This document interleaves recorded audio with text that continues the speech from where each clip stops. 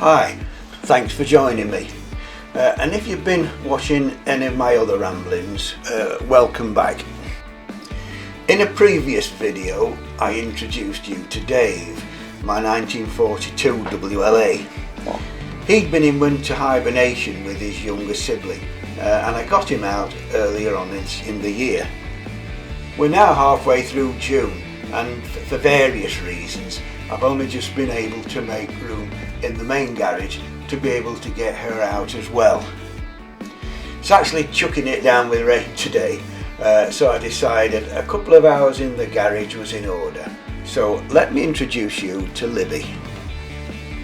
She's also a Harley Davidson WLA, but a year younger than Dave, being a 1943 model. She's also still in military trim.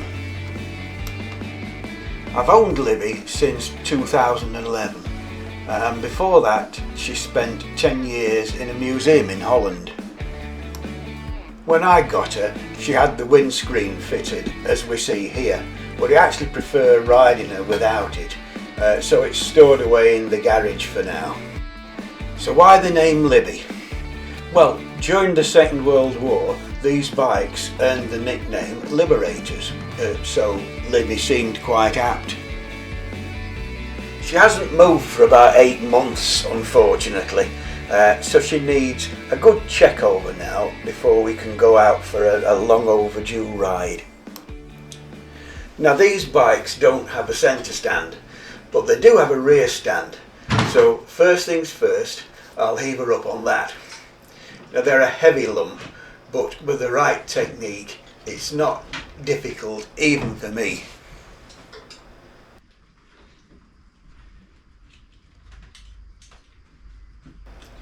The battery ain't dead, but it's a bit low because the lights are a bit dim, so I'm going to put the battery charger on while we do the rest. It's a 6-volt system with a lead acid battery under the seat. I've already checked the electrolyte level but forgot to film that, so just take that as done. Engine oil check first. The right hand tank is the oil tank, and we've got a nice dipstick to be able to check the level. Not quite to level, but as she's been stood for a good while, some will be in the crankcase, and that'll return to the tank once we get the engine moving. Left hand side, that's petrol. That's empty at the moment.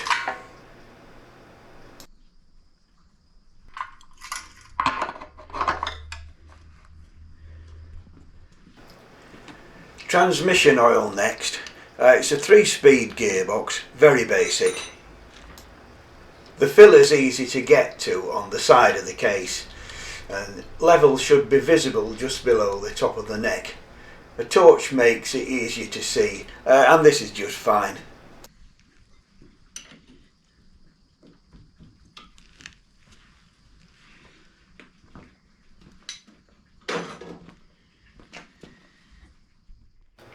While we're down this side, I'll just check the rear chain tension.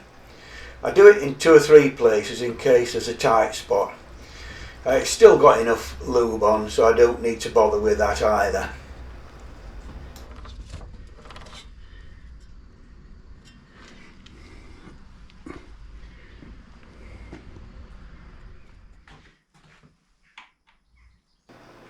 There's quite a few grease nipples round the bike, some easier to get to than others, but most just want a quick pump or two.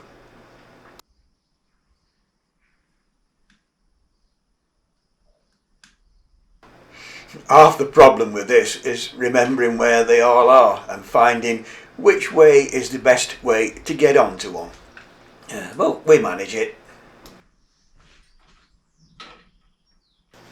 There's a lot of moving parts on these old Springer forks, and I think there's something like 13 grease points just on the front end.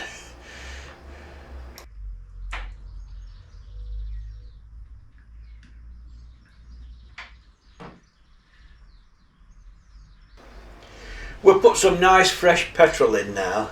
I always try and use E5 on the old bikes. even though on Libby and Dave there's no rubber fuel lines or seals. The original carburettor floats were made of cork coated in shellac, and they do get affected very quickly. The shellac dissolves and then the cork becomes saturated and it no longer floats. But these have both been replaced with modern ones from a material that's okay with ethanol. We're about ready to go now, so open the fuel valve, which is on top of the tank. Close the choke, just 2 clicks. When she's been stood for a while, I always like to kick her over quite a few times before turning on the ignition. This gets a bit of oil circulated and primes the inlet and cylinders with a bit of fuel. Then turn ignition on and we're away.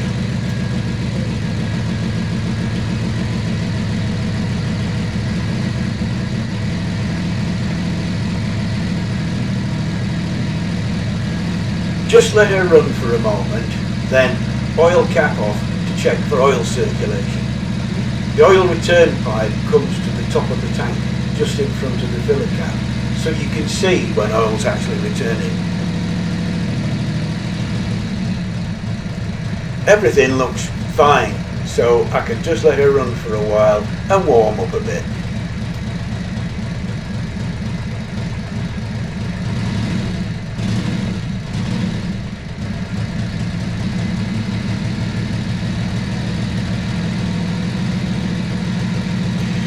Okay, we'll have a little guided tour now and show you some bits about these army workhorses.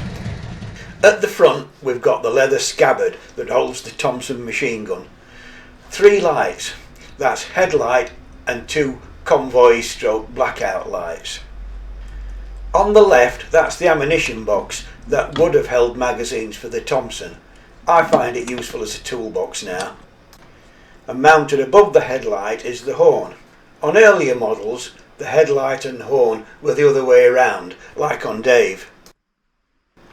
At the rear we got 2 lights, one stop and tail and the other is a convoy light. Lights and ignition are all worked through a rotary switch. First position, ignition only. Second position, convoy lights. Third position, switches on the head and tail lights, but can only be turned if the little button on the switch is pressed down first.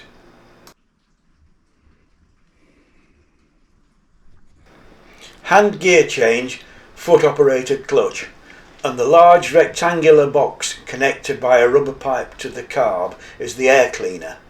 It's an oil bath type to keep all the dirt and dust out. There's a big heavy sump guard to protect the underside of the engine and gearbox, and it also sits under the exhaust on the other side. It also acts as an oil tray, as the primary chain lubrication is a total loss system, so it just drips out the back of the primary cover and onto the floor through a drain hole. This model also has a high level engine breather for wading through water. That's the 2 pipes up by the front frame tube. Ignition advance and retard is controlled manually from the left hand twist grip. Turning it rotates the ignition timer on the crankcase.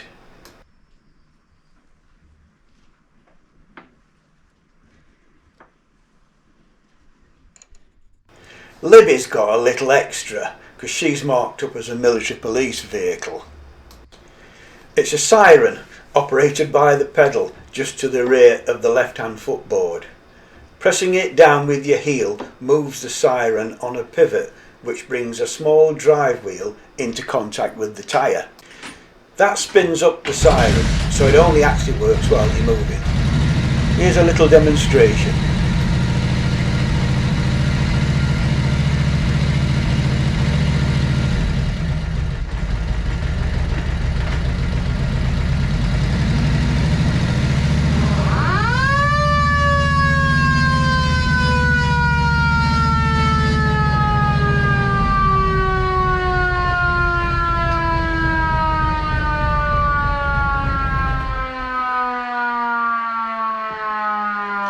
In practice, they were very rarely fitted to machines in the combat theatres, but there are photos of them on MP's bikes, so Libby's got one.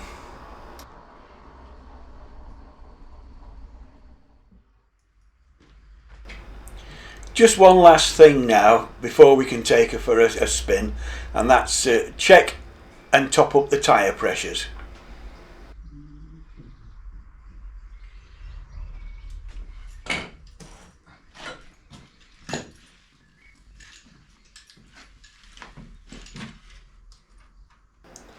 That's as far as I can take her today, and it's still chucking it down with rain outside, so we're not going for a ride.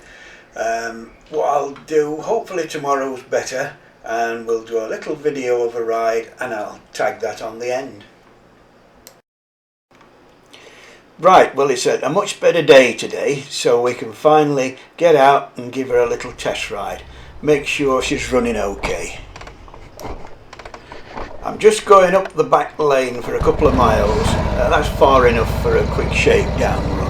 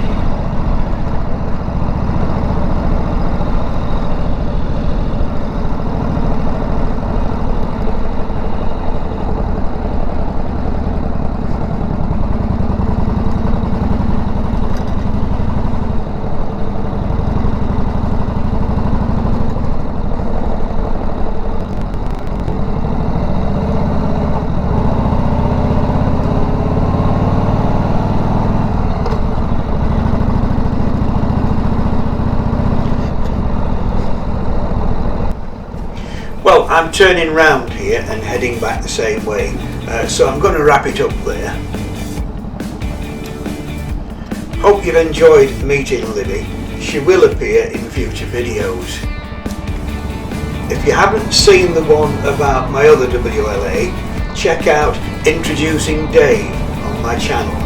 He's quite different, so you may find that interesting too. Don't forget to leave a like, if in fact you did like it. Drop me a comment, and if you want to watch any more of my ramblings, please subscribe to the channel. Look forward to your company again, so cheers for now.